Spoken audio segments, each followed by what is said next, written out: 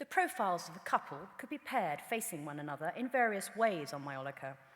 The busts of heroes and heroines of classical antiquity or characters from literature and legend made popular themes for decorating sets of maiolica dining dishes, particularly in Urbino and Casteldurante in the early decades of the 16th century. They usually present medal-like busts of famous heroes and heroines or characters from history and romance, such as Ruggieri and Filomena here, dating from 1520 to 5. Next are two variants on the theme, one in the British Museum and a related piece in a private collection. On one bowl on the right is a young man accompanied by a scroll reading Luzio, 1524. On the other bowl on the left, a woman's head faces right with the legend Divine Sylvia. Both wear contemporary costume with similar detailing, such as the smocked embroidered shirts.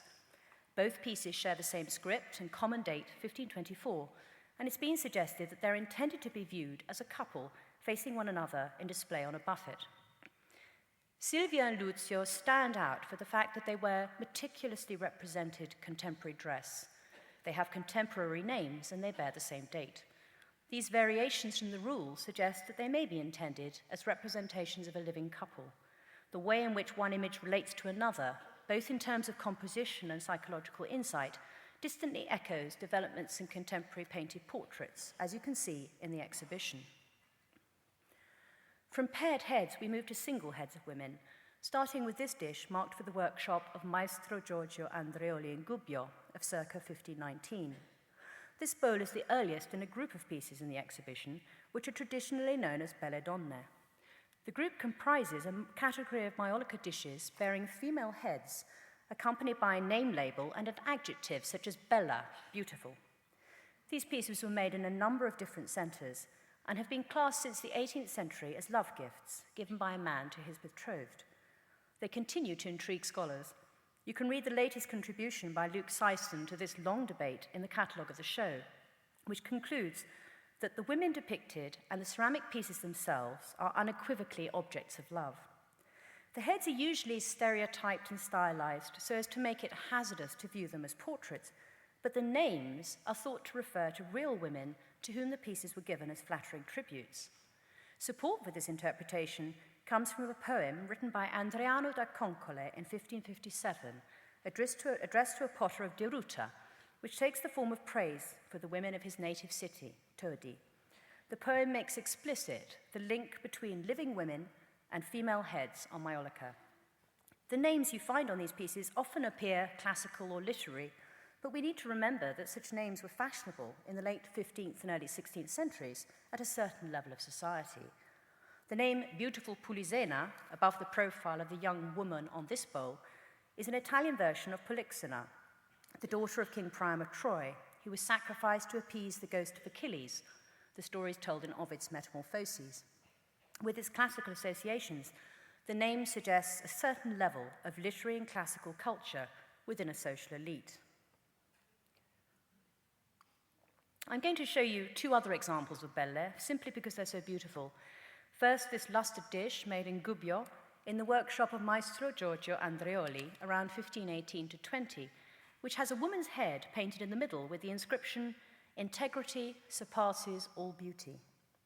The phrase alludes to the feminine virtue of chastity, the virtue most often alluded to in objects associated with love and marriage. Beauty was considered, according to contemporary theory, to mirror goodness within, so that in praising a woman's beauty, you paid tribute to the virtue which it made visible.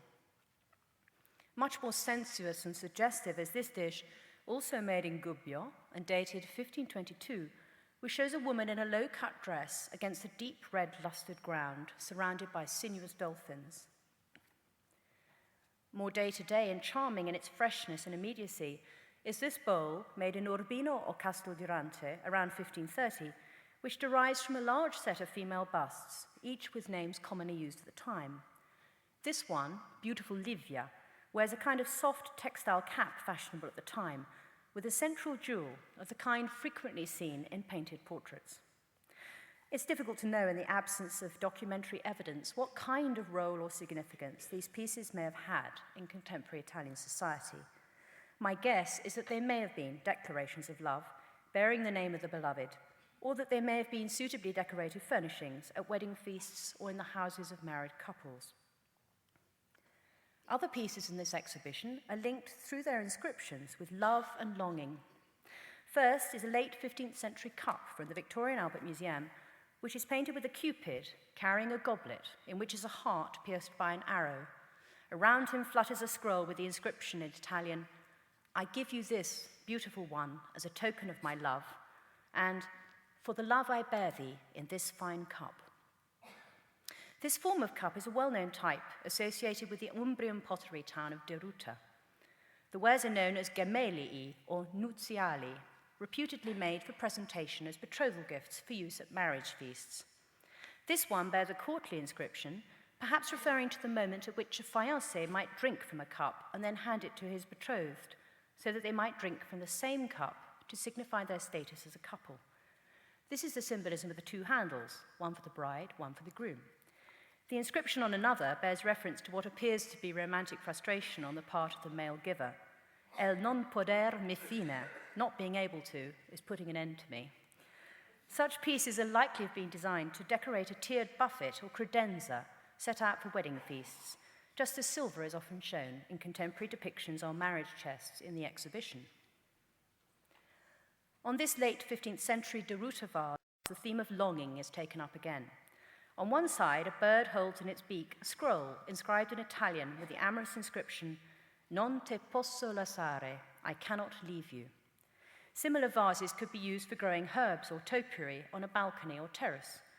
The mid-15th century Florentine Cassoni panel, with the story of Cupid and Psyche, which I showed you earlier, shows topiary in maiolica vases. If tending pot plants was a pastime traditionally associated with women in the Italian household, it would explain why vases of this type made suitable gifts to young women. A contemporary Deruta jar, also with two rope handles, is inscribed, "For you, beautiful Lucia." The inscription on this piece links it to dishes with idealized female heads and inscriptions in praise of individual women, and to other pieces traditionally associated with betrothal and marriage. The cruelty of love is a common theme. I showed at the beginning of my talk a Faenza dish painted with a woman about to pierce her lover's heart with a dagger. This dish in the V&A was painted much earlier, in Deruta, around 1470 to 90. At the center, framed by Gothic foliage, is a young woman in court dress. She draws her bow to aim an arrow at a young man bound naked to a column. His figure is copied from an early Italian engraving, illustrating Petrarch's triumph of fame, while the float on which they stand recalls the imagery of Petrarch's triumphs, which was closely associated with wedding feasts and spectacle in Renaissance Italy.